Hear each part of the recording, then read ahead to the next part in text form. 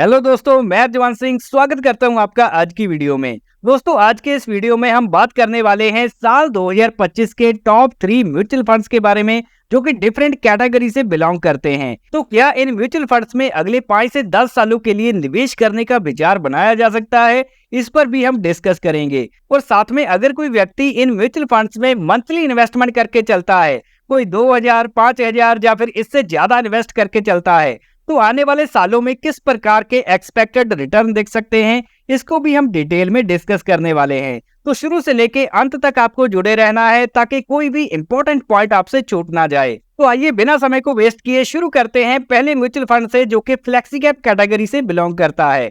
और flexi cap category के mutual funds किनको बोला जाता है, इसको भी जान लेते हैं। सेबी के रूल के हिसाब से इस प्रकार के म्यूचुअल फंड में 65% की इन्वेस्टमेंट केवल इक्विटी सेक्टर में करी जाती है, यानी कि डायरेक्ट स्टॉक्स में निवेश किया जाता है। और बाकी का जो 35% बचा, उसको डेट में, सिल्वर में या फिर गोल्ड में निवेश करके चला जा सकता है। तो फ्लेक्सी कैप कैटेगरी में फंड मैनेजर के पास पूरी तरह से आजादी होती है कि वो small cap, mid cap, large cap, इन तीनों में से किसी भी सेक्टर में ज्यादा निवेश करके चल सकता है, जहां से वो ज्यादा रिटर्न जनरेट कर पाए। और आज के इस वीडियो में हमने जिस फ्लेक्सी कैप कैटेगरी के म्यूचुअल फंड का चुनाव किया है, इसका नाम है HDFC flexi cap fund direct growth. तो आइए इसके इंपॉर्टेंट पैरामीटर्स के बारे में जान लेते हैं। तो यहाँ पर सबसे पहले अगर हम एसेट अंडर मैनेजमेंट की बात करें, जिसका साइज तकरीबन 70,000 करोड़ का हो चुका है, तो हम जैसे लाखों करोड़ों लोगों ने इस म्यूचुअल फंड में निवेश कर रखा है।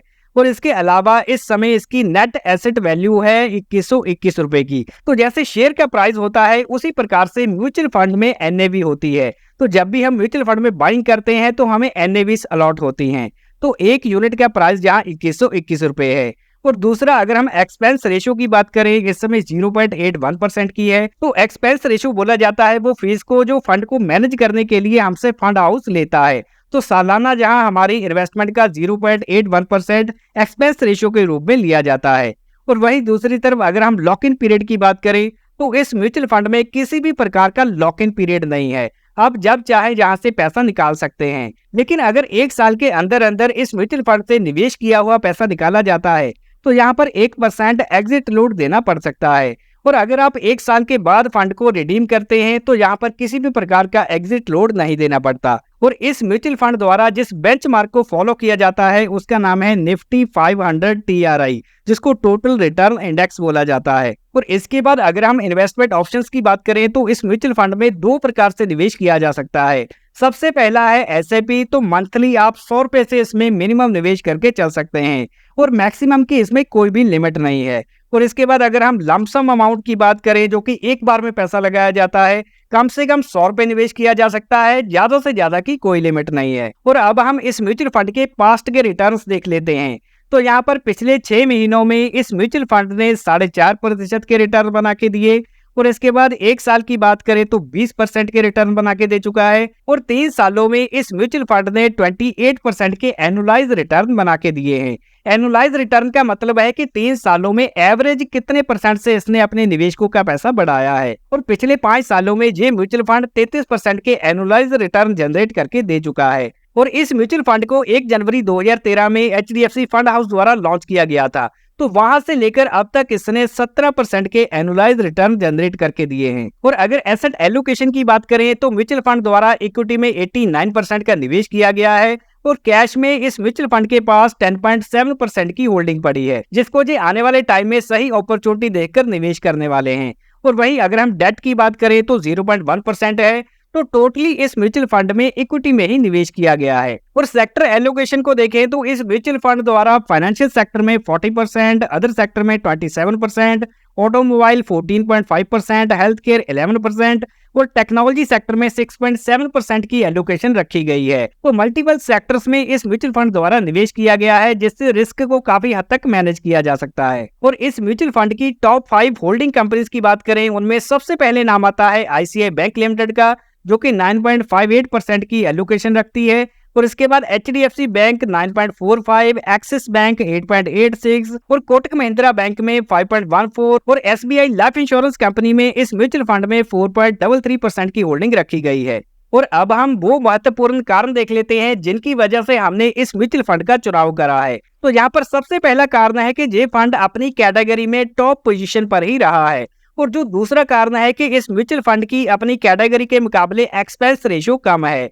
और तीसरा कारण यहाँ पर ये रहा कि इसने अपनी कैटेगरी के मुकाबले पिछले 1 साल में, 3 साल में, 5 साल में और 10 साल के टाइम पीरियड में भी ज्यादा रिटर्न जनरेट करके दिए हैं। और नंबर 4 पर जो मेन कारण हमारे सामने आ रहा है वो है निफ्टी 500 टोटल टीआरआई, जो इसका बेंचमार्क है। इसके मुकाबले इस म्यूचुअल फंड ने काफी बेहतर रिटर्न जनरेट करके दिए हैं। तो दोस्तों, यहाँ तक हमने फ्लेक्सी कैप कैटेगरी के टॉप म्यूचुअल फंड की बात कर ली है और अभी हम फोकस करने वाले हैं दूसरी कैटेगरी की ओर, जो कि मिड कैप कैटेगरी है।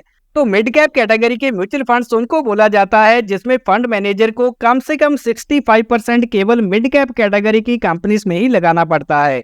और इसके बाद का जो 35% है वो चाहे लार्ज कैप में, मिड कैप में या फिर स्मॉल कैप में लगा सकता है। तो इस कैटेगरी में हमने जिस म्यूचुअल फंड का चुनाव किया है इसका नाम है Nippon India growth fund direct growth. तो इस म्यूचुअल फंड के मेन पैरामीटर्स में सबसे पहले एयूएम साइज है जो कि 34,690 करोड़ का है। तो इस फंड के साइज से ही हमें पता चलता है कि इस म्यूचुअल फंड में लाखों करोड़ों लोगों ने निवेश कर रखा है। और वहीं अगर हम एनएवी की बात करें वो इस समय 4263 रुपए की है। और इस म्यूचुअल फंड में किसी भी प्रकार का लॉक इन पीरियड नहीं है। हाँ, अगर आप 1 महीने के अंदर अंदर अपने निवेश किए हुए पैसे को रिडीम करते हैं तो यहाँ पर आपको 1% का एग्जिट लोड देना पड़ सकता है। लेकिन अगर आप 1 महीने के बाद अपनी इन्वेस्ट की हुई राशि को निकालते हैं तो यहाँ पर आपको किसी भी प्रकार का कोई एग्जिट लोड नहीं देना पड़ेगा। और इस म्यूचुअल फंड द्वारा जिस बेंचमार्क इंडेक्स को फॉलो किया जाता है इसका नाम है निफ्टी मिड कैप 150 टीआरआई, जो कि टोटल रिटर्न इंडेक्स है। और इस म्यूचुअल फंड में 2 प्रकार से निवेश करने का ऑप्शन है। सबसे पहला ऑप्शन है कि मंथली एसआईपी से निवेश किया जा सकता है, सिर्फ 100 रुपए से कम यहाँ 100 रुपए लगाया जा सकता है, ज्यादा से ज्यादा की कोई लिमिट नहीं है। और इसके बाद मिनिमम इन्वेस्टमेंट अगर आप एक बार में करना चाहते हैं तो 100 रुपए से शुरू करी जा सकती है और मैक्सिमम की यहाँ पर कोई भी लिमिट नहीं है। और निप्पॉन इंडिया ग्रोथ फंड के हिस्टोरिकल रिटर्न्स की बात करें तो यहाँ पर पिछले 6 महीनों में इस म्यूचुअल फंड ने नेगेटिव में -2% के रिटर्न दिए हैं और पिछले 1 साल में 14% से ऊपर के रिटर्न ये म्यूचुअल फंड बना चुका है। और पिछले 3 सालों में इस म्यूचुअल फंड ने 29% के एनुअलाइज रिटर्न जनरेट करके दिए हैं। और वहीं अगर हम 5 सालों की बात करें तो इस म्यूचुअल फंड ने 35% के एनुअलाइज रिटर्न दिए हैं। और इस म्यूचुअल फंड को निप्पॉन फंड हाउस द्वारा 5 जनवरी 2013 में लॉन्च किया गया था। तो उस समय से लेकर आज तक के अगर हम रिटर्न देखें तो वो 19% के एनुअलाइज रिटर्न निकल के आते हैं। और वहीं एसेट एलोकेशन की बात करें तो इक्विटी में इस म्यूचुअल फंड के पास 98.1% की एलोकेशन है और कैश में इनके पास 1.9% है। तो तकरीबन सभी पैसा इन्होंने इन्वेस्ट कर रखा है। और वहीं अगर हम सेक्टर एलोकेशन की बात करें तो फंड मैनेजर द्वारा डिफरेंट सेक्टर्स में पैसा लगाया गया है। तो यहाँ पर सबसे पहले फाइनेंशियल सेक्टर में 19%, सर्विसेज में 16%, हेल्थ केयर में 11%, कैपिटल गुड्स 9%, ऑटोमोबाइल 9% और एनर्जी सेक्टर में 6.2% की एलोकेशन रखी गई है। तो जितने ज्यादा सेक्टर्स को कवर किया जाता है उससे रिस्क की मात्रा भी काफी कम हो जाती है। क्योंकि मान लीजिए अगर एक ही सेक्टर में सारा पैसा लगा दिया जाए और वो सेक्टर रुक जाए या उसमें कोई दिक्कत आ जाए तो एक बड़ा रिस्क खड़ा हो सकता है। और इस म्यूचुअल फंड स्कीम की टॉप 5 होल्डिंग कंपनीज में नाम आता है बीएसई लिमिटेड का, जो कि 3.47% की एलोकेशन रखती है। और इसके बाद चोलामंडलम फाइनेंशियल होल्डिंग लिमिटेड में 2.87%, फोर्टिस हेल्थ केयर में 2.62 और परसिस्टेंट सिस्टम्स लिमिटेड में 2.52, पावर फाइनेंस कॉर्पोरेशन में 2.35% की एलोकेशन इस म्यूचुअल फंड में देखने को मिलती है। और अभी हम उन कारणों की बात कर लेते हैं जिसकी वजह से हमने Nippon India growth fund direct growth का चुनाव किया है। तो यहाँ पर सबसे पहला कारण है कि पिछले 1 साल में, 3 साल में, 5 साल और 10 साल के टाइम पीरियड में इस म्यूचुअल फंड ने अपनी कैटेगरी के एवरेज रिटर्न्स के मुकाबले ज्यादा रिटर्न जनरेट करके दिए हैं। और वहीं अगर हम दूसरा पॉइंट देखें वो है इसकी एक्सपेंस रेशो, जो कि इसकी कैटेगरी के मुकाबले काफी कम है। और जो तीसरा कारण रहा वो ये है कि इसका जो निफ्टी मिड कैप 150 इंडेक्स है इसको इसने पिछले 3 सालों में आउट परफॉर्म किया है, इससे बेटर रिटर्न जनरेट करके दिए हैं। तो दोस्तों, वीडियो में सबसे पहले हमने फ्लेक्सी कैप कैटेगरी के म्यूचुअल फंड की बात करी, उसके बाद मिड कैप कैटेगरी के म्यूचुअल फंड की बात करी और अभी हम बात करने जा रहे हैं स्मॉल कैप कैटेगरी की।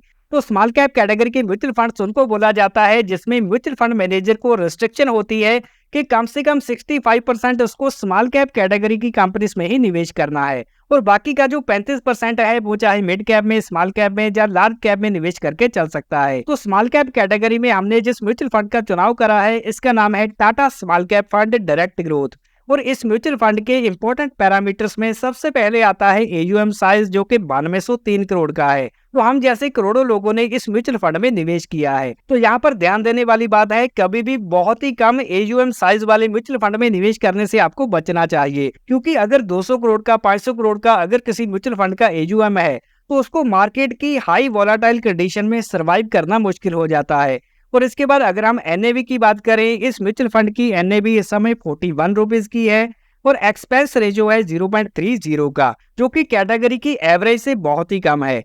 और इसके बाद अगर हम लॉक इन पीरियड देखें तो इस म्यूचुअल फंड में लॉक इन पीरियड किसी भी प्रकार का नहीं है, लेकिन अगर इस म्यूचुअल फंड में आप 1 साल के अंदर अंदर निवेश किए हुए पैसे को निकालते हैं तो यहाँ पर 1% का एग्जिट लोड एप्लीकेबल हो सकता है। 1 साल के बाद अगर पैसा निकाला जाता है तो वहां किसी भी प्रकार का एग्जिट लोड नहीं देना पड़ेगा। और इस म्यूचुअल फंड द्वारा जिस इंडेक्स को फॉलो किया जाता है उस बेंचमार्क का नाम है निफ्टी 500 TRI। और इसके बाद अगर हम इन्वेस्टमेंट ऑप्शंस की बात करें तो इस म्यूचुअल फंड में केवल मंथली SIP द्वारा ही निवेश किया जा सकता है। और यहाँ पर आप केवल 100 रुपए से मंथली SIP स्टार्ट कर सकते हैं। और वहीं अगर आप एक बार में पैसा लगाना चाहते हैं तो इस म्यूचुअल फंड में ये ऑप्शन अवेलेबल नहीं है। और वहीं अगर हम इस म्यूचुअल फंड के हिस्टोरिकल रिटर्न देखें तो टाटा स्मॉल कैप फंड ने पिछले 6 महीनों में नेगेटिव रिटर्न दिए हैं 11% के, और 1 साल में 7% से ऊपर के रिटर्न ये फंड दे चुका है। और पिछले 3 सालों में 25% के एनुअलाइज रिटर्न इसने जनरेट किए हैं। और पिछले 5 सालों का रिकॉर्ड देखें तो इस म्यूचुअल फंड ने 38% के करीब एनुअलाइज रिटर्न जनरेट किए हैं। और इस म्यूचुअल फंड को लॉन्च किया गया था टाटा फंड हाउस द्वारा 12 नवंबर 2018 को। वहां से लेकर आज तक इस म्यूचुअल फंड ने तकरीबन 25% के एनुअलाइज रिटर्न जनरेट किए हैं। और अगर हम एसेट एलोकेशन की बात करें तो इस म्यूचुअल फंड ने इक्विटी में 92% का निवेश किया है, और वहीं कैश में इस म्यूचुअल फंड के पास 7.6% का फंड अवेलेबल है। और फंड मैनेजर द्वारा डिफरेंट बिजनेस सेक्टर्स में निवेश किया गया है।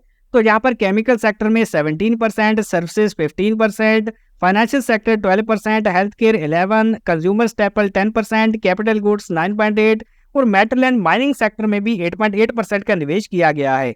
तो एक अच्छी डाइवर्सिफिकेशन हमें सेक्टर वाइज देखने को मिल रही है। और इस म्यूचुअल फंड की टॉप 5 होल्डिंग कंपनीज में नाम शामिल है सुदर्शन केमिकल का 4.72% की एलोकेशन है, और इसके बाद BASF इंडिया की 3.96, IDFC first bank 3.56, Wonderla holidays 3.36, Quest Corp में यहाँ पर 3.22% की होल्डिंग रखी गई है। और ये जो Tata small cap fund direct growth है, इसको चुनने के पीछे मेन 2 कारण रहे। सबसे पहला कारण है कि पिछले 1 साल, 3 साल और 5 साल के टाइम पीरियड में इसने अपनी स्मॉल कैप कैटेगरी की एवरेज के मुकाबले बढ़िया रिटर्न जनरेट किए हैं। और वहीं इस म्यूचुअल फंड की जो एक्सपेंस रेशियो है वो अपनी कैटेगरी के मुकाबले बहुत ही कम है। तो दोस्तों, यहाँ तक हमने फ्लेक्सी कैप, मिड कैप और स्मॉल कैप कैटेगरी के 3 टॉप म्यूचुअल फंड्स के बारे में बात कर ली है, इसकी डिटेल को जान लिया है। और यहाँ पर तीनों म्यूचुअल फंड के अगर हम एवरेज एनुअलाइज रिटर्न देखें तो पिछले 5 सालों में HDFC फ्लेक्सी कैप ने 33%, निप्पॉन इंडिया ने 35% और टाटा स्मॉल कैप ने 38% के एनुअलाइज रिटर्न जनरेट किए हैं। और अभी हम बात करने वाले हैं आगे की कैलकुलेशन के बारे में। तो यहाँ पर हम 3 SIP ऑप्शंस की बात करेंगे, पर हम कैलकुलेट करके देखेंगे कि अगर इन म्यूचुअल फंड्स में हम हर महीने 2000, 5000 या फिर 12000 का निवेश करके चलते हैं तो अगले 5 साल, 10 साल, 15 साल और 20 सालों में कितनी पॉसिबिलिटी है एस्टिमेटेड रिटर्न जनरेट होने की। तो यहाँ पर हमारे पास सबसे पहला ऑप्शन है जिसमें हम 2000 रुपए महीना SIP मान के चलेंगे, और यहाँ पर हम ईयरली 7% का इसमें इंक्रीमेंट भी करेंगे। तो जैसे सालाना हमारे देश में 7% से महंगाई बढ़ जाती है, उसी प्रकार से हम अपनी SIP अमाउंट को भी हर साल बढ़ाते जाएंगे। जैसे पहले साल हमने 2000 ऐड किया और दूसरे साल 2000 में 7% बढ़ाकर 2140 और तीसरे साल जो 2290 के करीब SIP अमाउंट बन जाएगी। और जहाँ पर हम एक्सपेक्टेड रिटर्न मान के चलेंगे केवल 17% के, और वहीं टाइम पीरियड लेके चला जाएगा 20 सालों का। तो यहाँ पर सबसे पहले ऑप्शन में 2000 की अगर SIP करी जाती है, हर साल इसमें 7% का इंक्रीमेंट किया जाता है, तो 5 साल बाद इन्वेस्टेड वैल्यू होगी 1,38,000 की, एस्टिमेटेड रिटर्न हो सकते हैं 69,000 के, और टोटल वैल्यू हो सकती है 2,07,000 की। और अगर आप 10 सालों के लिए इन्वेस्टमेंट को कंटिन्यू करते हैं तो 10 साल पूरे होने पर 3,31,000 के इन्वेस्टेड वैल्यू होगी, और जो एस्टिमेटेड रिटर्न है 4,12,600 के हो सकते हैं, और जो फाइनल वैल्यू है वो 7,44,280 के करीब हो सकती है। और अगर SIP को 15 सालों तक कंटिन्यू किया जाता है तो इन्वेस्टेड वैल्यू होगी 6,03,000 की, और एस्टिमेटेड रिटर्न हो सकते हैं 14,35,960 रुपए के, और टोटल वैल्यू हो सकती है 20,40,000 के करीब। और वहीं अगर 20 सालों तक इस मंथली एसआईपी को कंटिन्यू किया जाता है तो इन्वेस्टेड वैल्यू होगी 9,83,000 की, और जो एस्टिमेटेड रिटर्न है 40,57,800 के हो सकते हैं, और इसके बाद फाइनल वैल्यू 50,41,000 तक हो सकती है। तो दोस्तों जैसे कि हमने देखा 2,000 रुपए मंथली एसआईपी से अगर 20 साल कंटिन्यू किया जाए तो 50,41,000 की एस्टिमेटेड अमाउंट बन सकती है। और वहीं अगर हम इस एसआईपी अमाउंट को 5,000 तक ले जाएं और 7% ईयरली इंक्रीमेंट करें, 17% का हम एक्सपेक्टेड रिटर्न मान के चलेंगे, और वही जो टाइम पीरियड है वो 20 साल का ही लेकर चलेंगे, तो यहाँ पर 5 साल जो एसआईपी कंटिन्यू करने पर इन्वेस्टेड वैल्यू होगी 3,45,000 की, एस्टिमेटेड रिटर्न हो सकते हैं 1,72,500 के, और जो फाइनल वैल्यू है वो 5,17,580 की हो सकती है। और 10 सालों में इन्वेस्टेड वैल्यू होगी 8,28,900 की, एस्टिमेटेड रिटर्न हो सकते हैं 10,31,700 के, और जो फाइनल वैल्यू है वो 18,60,700 की हो सकती है। और 15 साल तक इन्वेस्टमेंट को कंटिन्यू करने पर 15,07,000 की इन्वेस्टेड अमाउंट होगी, और एस्टिमेटेड रिटर्न हो सकते हैं 35,90,000 के, और जो फाइनल वैल्यू है वो 51 लाख की हो सकती है। और वहीं अगर 20 सालों तक इस प्लान को कंटिन्यू करा जाए तो यहाँ पर इन्वेस्टेड वैल्यू होगी 26 लाख की, और एस्टिमेटेड रिटर्न होंगे 1 करोड़ रुपए के, और वहीं जो फाइनल वैल्यू है वो 1,26,00,000 तक की हो सकती है। और इसके बाद हम बढ़ते हैं तीसरे ऑप्शन की ओर, जिसमें हम हर महीने 12,000 रुपए का निवेश करके चलेंगे और इसमें 7% का हर साल इंक्रीमेंट करेंगे। तो 5 साल पूरे होने पर हमारी इन्वेस्टेड वैल्यू हो सकती है 8,28,000 की, और जो एस्टिमेटेड रिटर्न है वो 4,14,000 तक हो सकते हैं, और वही जो फाइनल वैल्यू है वो 12,42,00,000 तक हो सकती है। और अगर 10 साल तक इस प्लान को कंटिन्यू करते हैं तो 19,90,000 की इन्वेस्टेड अमाउंट होगी, और एस्टिमेटेड रिटर्न हो सकते हैं 24,76,000 के, और फाइनल वैल्यू हो सकती है 44,65,600 तक की। और 15 सालों में प्लान को कंटिन्यू करने पर इन्वेस्टेड वैल्यू होगी 36,18,500 की, और जो एस्टिमेटेड रिटर्न है वो 86,15,700 तक हो सकते हैं, और जो फाइनल वैल्यू है वो 1,22,34,000 तक हो सकती है। और वही अगर 20 सालों तक इस प्लान को कंटिन्यू किया जाए तो हमारी इन्वेस्टेड वैल्यू होगी 59 लाख की, और जो एस्टिमेटेड रिटर्न है वो 2,43,47,000 के हो सकते हैं, और वहीं जो फाइनल वैल्यू है वो हो सकती है 3,02,00,000 के करीब। तो दोस्तों कैलकुलेशन के माध्यम से हमें ये बात समझ में आ रही है कि अगर हम 12,000 महीने का निवेश करते हैं, 7% हर साल इंक्रीमेंट करते हैं, तो 20 साल पूरे होने पर हमारी जो एस्टिमेटेड फाइनल वैल्यू है वो 3,02,00,000 के करीब हो सकती है। तो दोस्तों यहाँ पर हमने 3 एसआईपी ऑप्शन का जिक्र किया है, जिसमें 2,000, 5,000 और 12,000 महीने की एसआईपी है। तो आप किसी भी ऑप्शन का अपनी कैपेबिलिटी के हिसाब से चुनाव कर सकते हैं। लेकिन दोस्तों जब हम किसी म्यूचुअल फंड स्कीम में निवेश करते हैं तो इससे जुड़े हुए रिस्क के बारे में भी हमें जानना चाहिए।